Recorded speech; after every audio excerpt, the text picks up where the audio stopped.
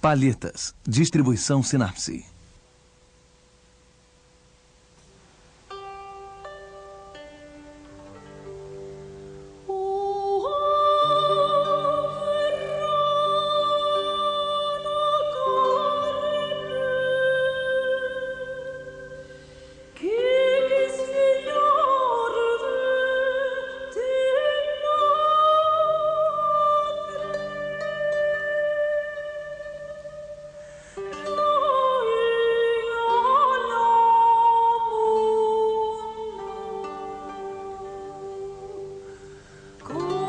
O Sexto Sentido. Tapeçaria da Mulher com o Unicórnio, cerca de 1480 a 1500.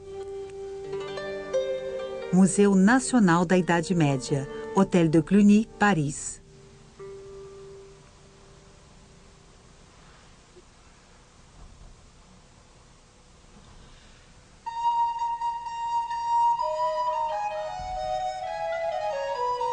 Uma jovem mulher está sentada. Ela segura um espelho oval decorado. Uma mulher toca órgão enquanto uma jovem aciona o fole do instrumento que está sobre a mesa coberta com um tapete oriental. Uma mulher coloca a mão direita dentro da caixa que uma jovem lhe estende. Um pássaro acaba de pegar um alimento na mão esquerda da mulher que usa uma luva.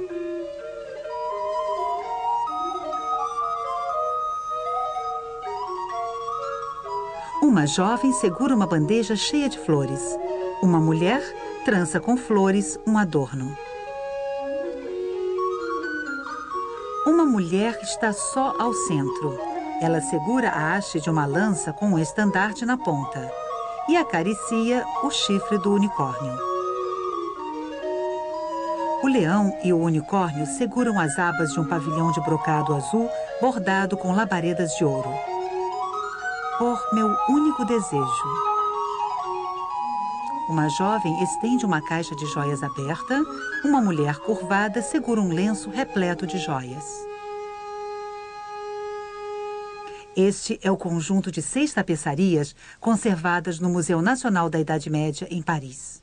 Em julho de 1841, o escritor Prosper Mérimée, inspetor de monumentos históricos, visita o castelo de Boussac, sede da subprefeitura de La Creuse, na França. Ele relata a existência de 6 tapeçarias de inspiração turca, afixadas em painéis de madeira do século XVIII. Anos mais tarde, as tapeçarias estão enroladas, abandonadas no prédio da prefeitura de Boussac, expostas à umidade e aos ratos. A parte inferior está parcialmente destruída.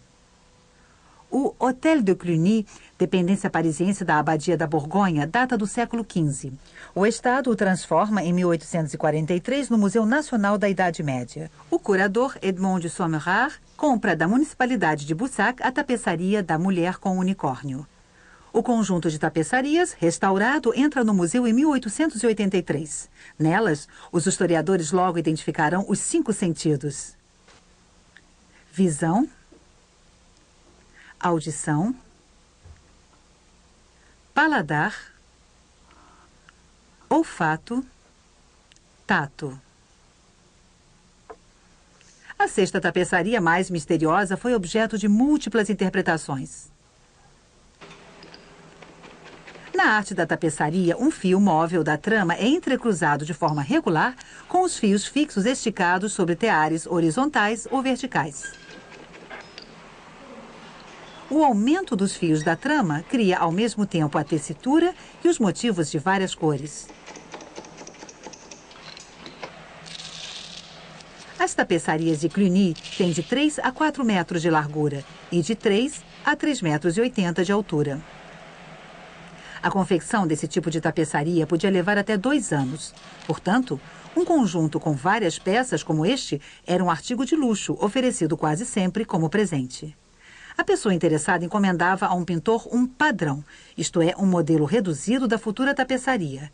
Desse padrão tirava-se um molde ou vários moldes que, justapostos, reproduziam em escala a tapeçaria a ser executada. Os moldes ou seus decalques orientavam o tapeceiro durante todo o trabalho. Para elaborar as pequenas flores e os animais, os tecelões muitas vezes reutilizavam alguns moldes, às vezes de um lado, às vezes do outro.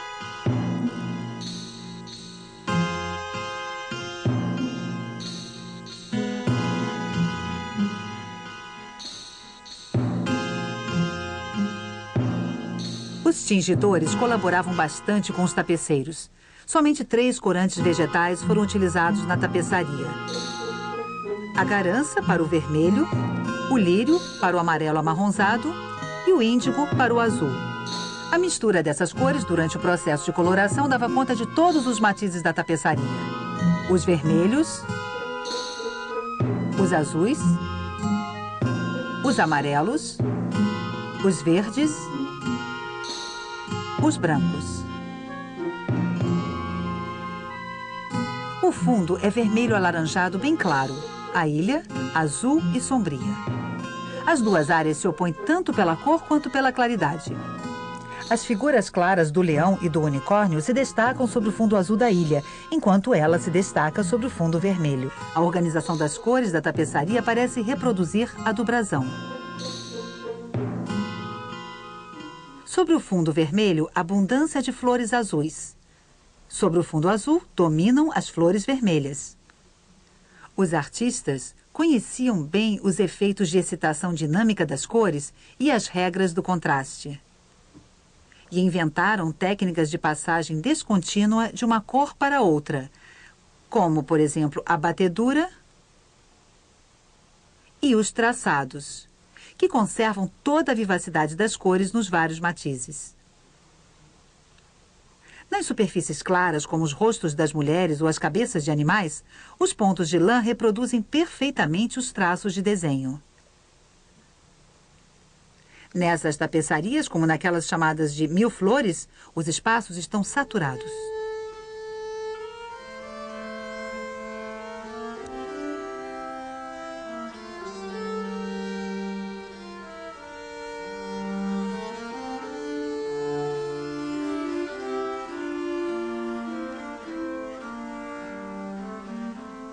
A flora é rica: azevinho, laranjeira, pinheiro, carvalho.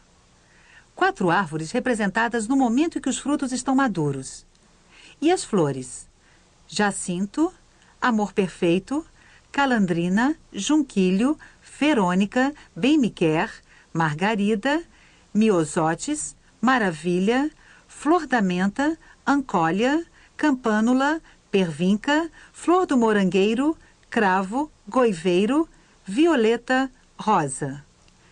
Quanto aos animais, misturam-se espécies selvagens e domésticas: fazão, falcão, garça, pato, papagaio, gralha, perdiz, gato do mato, coelho, raposa, cabra, cão, cordeiro, macaco, lobo, pantera, leão e também um jovem unicórnio cujo chifre ainda não havia crescido.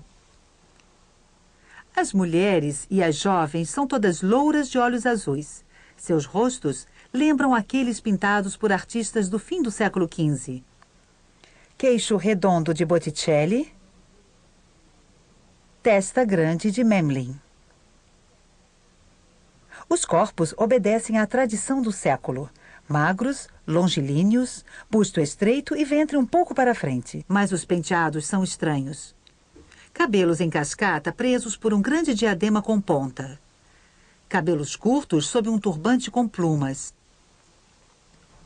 Ou tranças amarradas com fitas, cujas pontas são enroladas e presas para o alto. Vestidos de cima e de baixo alternam os brocados com os cetins, chamalotes, veludos azuis ou vermelhos. Enfeitando esses vestidos, grandes mangas de musseline transparente e pesados bordados de ouro, incrustados com pedras preciosas e grandes pérolas. Diademas, colares, peitorais, braceletes, truces, broches, fechos, correntes de ouro. Estamos diante de um luxo ostentatório, de cenas romanescas, feéricas, de um exagero no limite do fantástico, que intriga e nos leva a indagar sobre o sentido dessas imagens.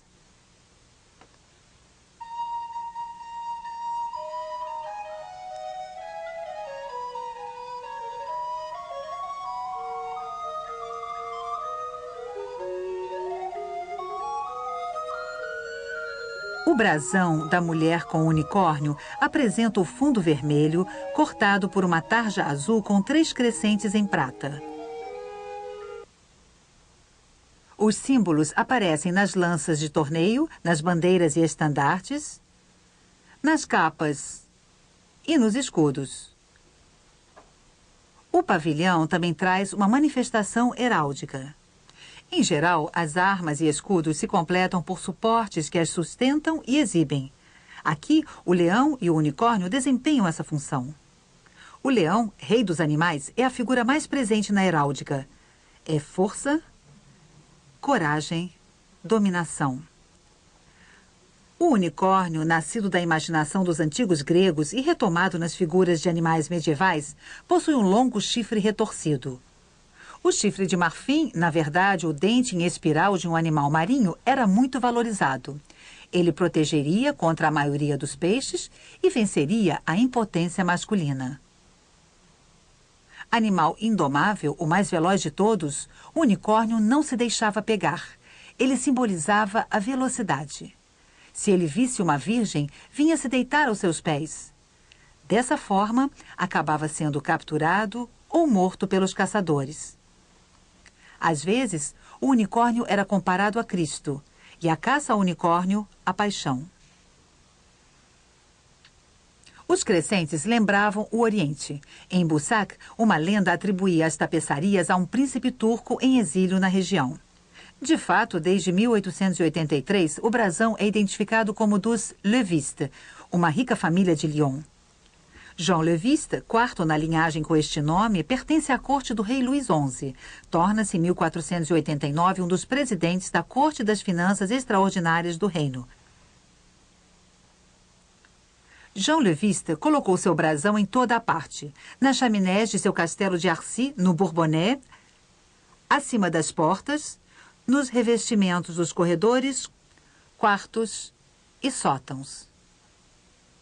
Ele morre em 1500.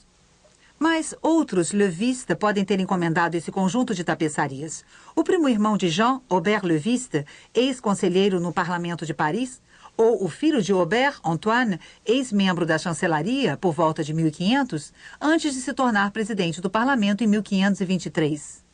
No castelo de Arcy, os suportes das armas são 2 leões. Ao preparar os seus moldes, o artista acrescentou o unicórnio ao leão. O leão talvez seja uma alusão direta à cidade de Lyon, de onde vieram os Levistes. E é provável que o unicórnio seja uma tradução de seu nome. Viste, em francês arcaico, significa velocidade. Leões e unicórnios estão em toda parte.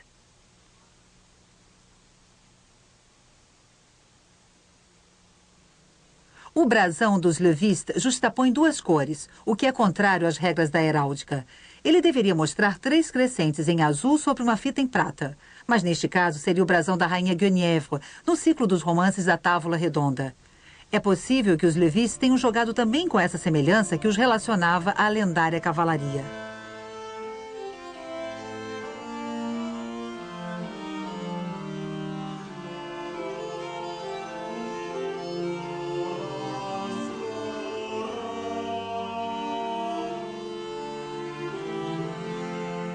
O conjunto de tapeçarias de Cluny foi comparado a outras tapeçarias.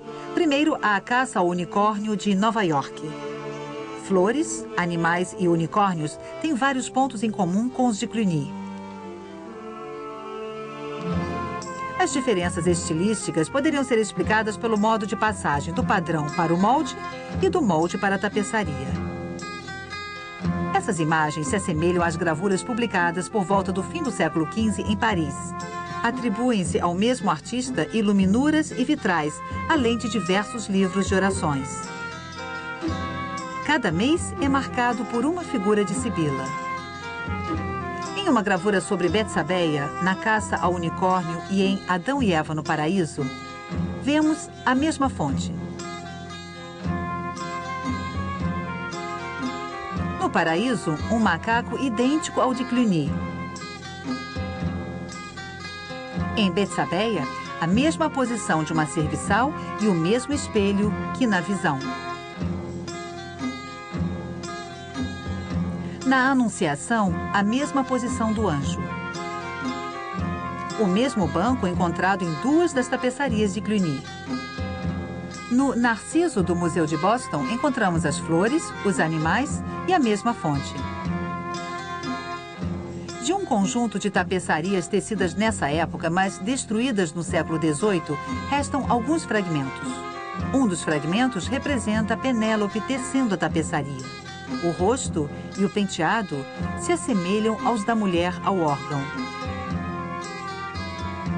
Donde se conclui que o autor de todos esses moldes trabalhou em Paris, em Lyon e na região do Bourbonnais nos últimos anos do século XV, às expensas de ricas famílias da corte.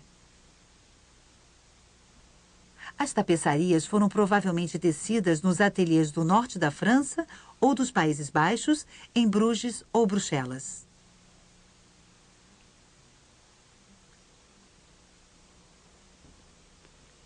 Algumas pessoas consideram a sequência de tapeçarias dos 5 sentidos como uma espécie de ciclo. A 6ª peça seria, pois, uma conclusão. A liberdade de rechaçar as paixões ligadas aos sentidos. A inscrição poderia estar enfatizando uma renúncia.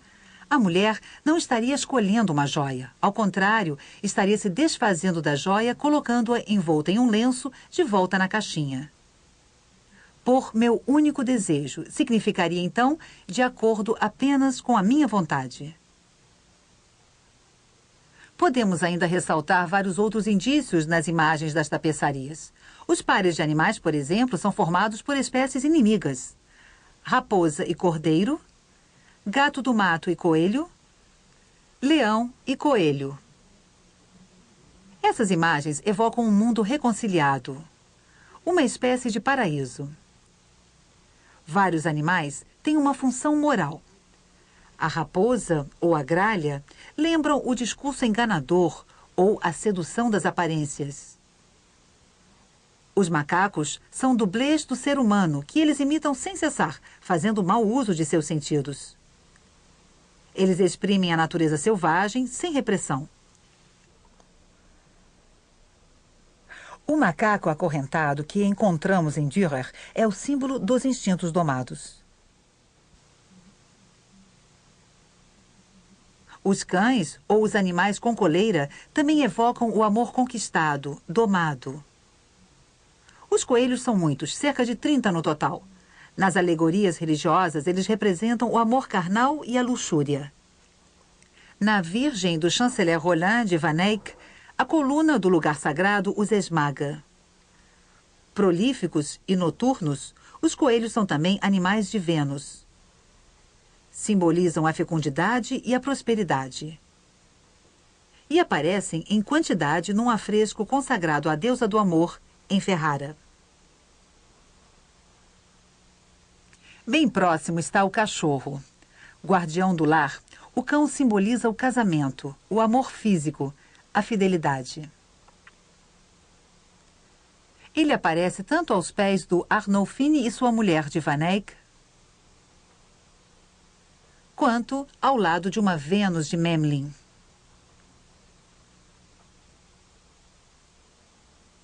Está sentado sobre a cauda do vestido da mulher com pássaro, símbolo de dupla fidelidade e de posse. O pássaro que a mulher alimenta é, na poesia da época, a imagem do amante. Vemos na flora a mesma abundância de sentidos. A violeta, flor do paraíso, é, na poesia amorosa, a flor do desejo. O bem-me-quer, flor da Páscoa, também é a marca de Vênus. O cravo é usado para fazer as coroas de núpcias. A laranjeira teria sido a fruta da árvore do conhecimento no paraíso. Na literatura profana, sua flor acompanha a jovem e seu fruto evoca o casamento e a fecundidade. O carvalho É sinônimo de firmeza, fidelidade, felicidade.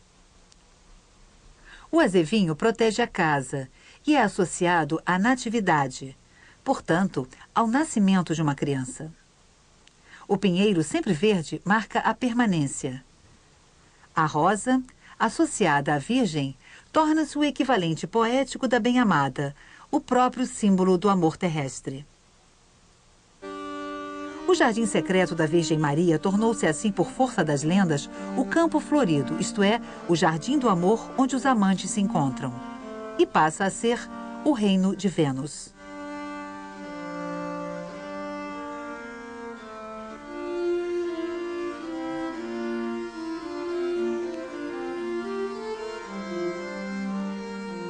Nesse universo de paz, apenas um animal parece continuar em guerra: o falcão. Em uma tapeçaria, ele enfrenta a gralha assustada. Em duas outras, ele investe contra a garça. Essa é uma imagem muito utilizada na época. Ela é encontrada em Carpaccio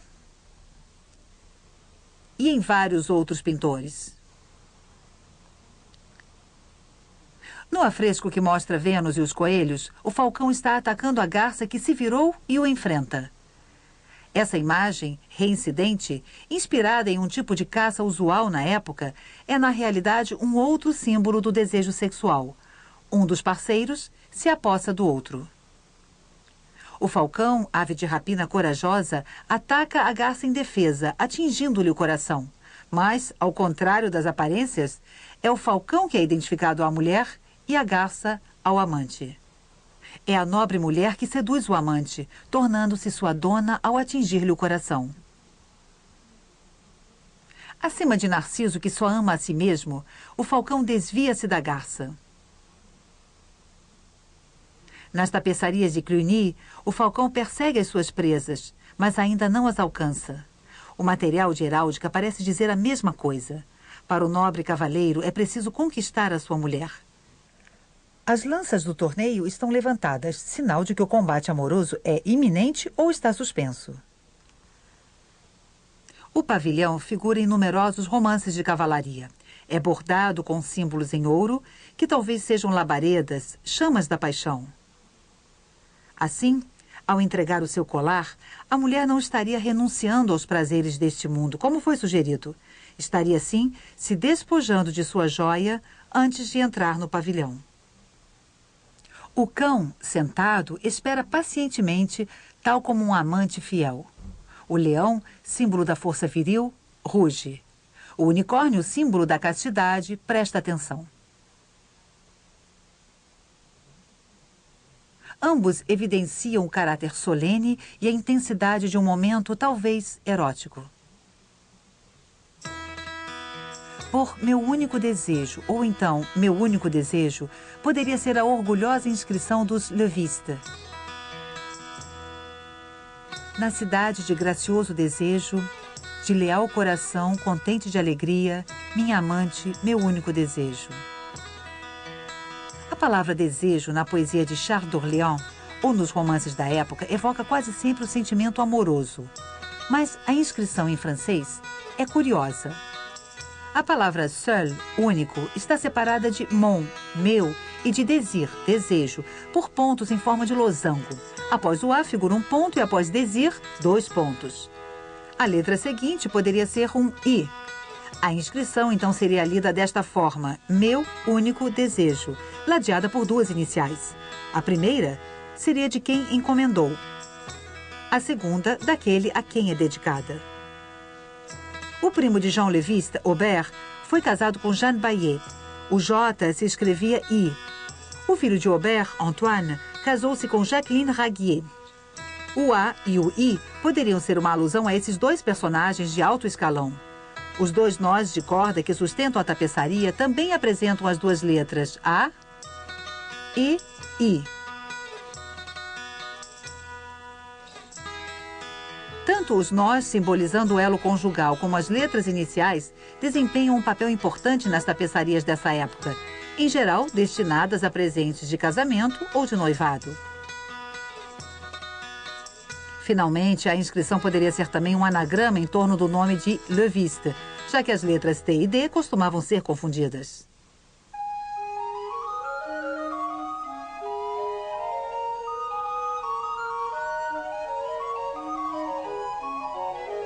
Mas não poderíamos ler de forma ainda mais remota esse enigma? Na visão, a mulher segura o espelho em que o unicórnio se olha. Na audição, ela toca o órgão para deleite do leão, do unicórnio e dos outros animais. No olfato, ela trança uma coroa, mas é o macaco que aspira o odor de uma rosa. As mulheres e as jovens não participam de verdade do mundo sensível. Elas parecem estar ausentes dele. Na Idade Média, as mulheres nunca deixavam a cabeça descoberta. A cabeleira solta com um adereço, os cabelos presos para o alto em mechas, talvez inspirados em alguma estátua greco-romana, indicam uma mulher ou uma deusa da antiguidade. Galateia, Flora, Penélope. Ora, os cabelos presos para o alto, os turbantes ou os adornos em forma de diadema são encontrados nas representações das sibilas, em uma sequência de gravuras florentinas editadas em 1470.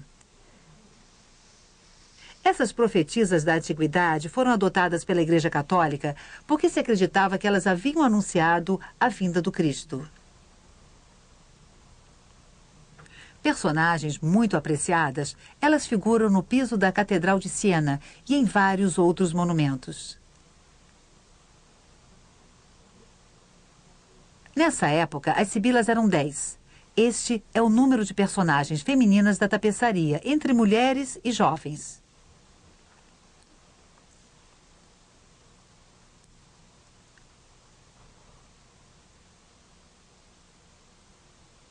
Por que, então, uma sexta tapeçaria? Em novembro de 1474, Laurent de Médicis pede a um filósofo de sua corte, Marcille Ficin, que comente o banquete de Platão. Ficin, um erudito helenista, constrói então toda uma teoria do belo. Segundo ele, para chegar ao conhecimento do belo, o homem dispõe de 6 meios: seus 5 sentidos e um sexto, o entendimento. Tato, paladar e olfato permitem conhecer a matéria.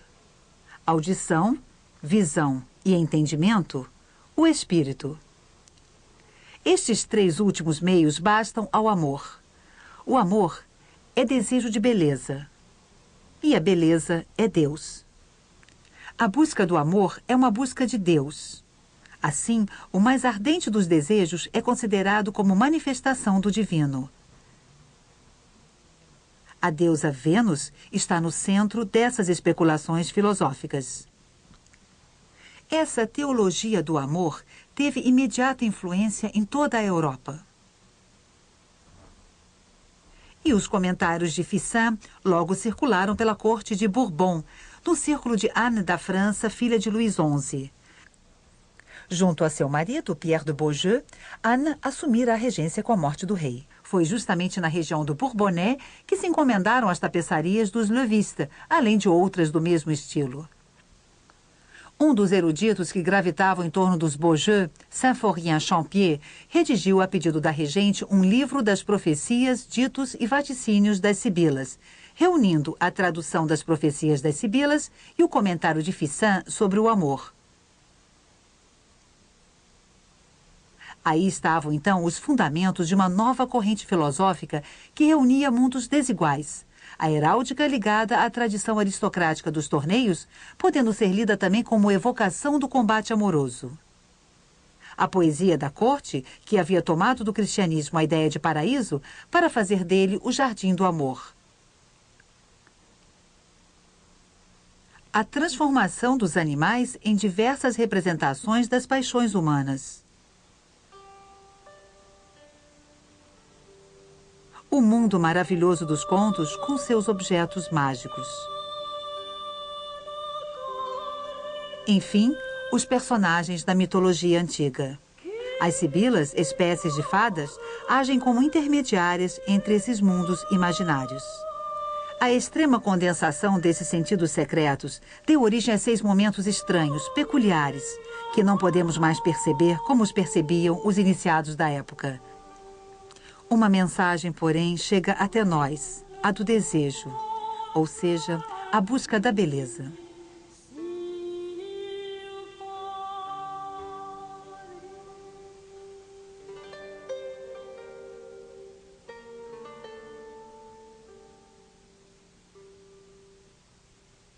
Versão brasileira Audio News.